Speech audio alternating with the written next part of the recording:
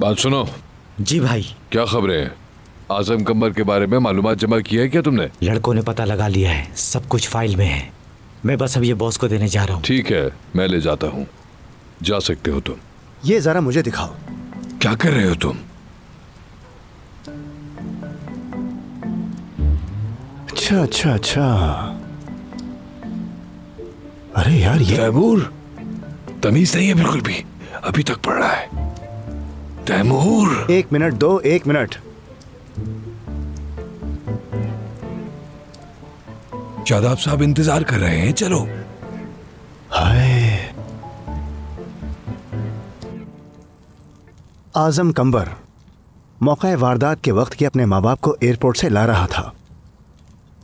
मतलब वो सही कह रहा था? चंद पैसों के लिए ये मुजरमों को ढूंढता है और उनसे हिसाब लेता है। चोरों को तलाश करने में ये एक्सपर्ट आदमी है। उम्मीद है वो चोरों को ढूंढ लेगा। ऐसा कोई मसला नहीं है जो इसने आज तक हल ना किया हो, और इस फाइल में उसकी तफसीली मालूमात मौजूद हैं। शादाब साहब,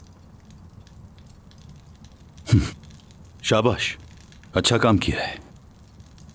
आपका बहुत शुक्रिया। शुक्रिया शादाब साहब। मैं आजम से बात कर लूंगा, तुम लोग जा सकते हो। तुम भी किसी से कम नहीं हो यार। मैं तो अपना काम कर रहा हूं और तुम्हें इतनी फिक्र करने की जरूरत नहीं।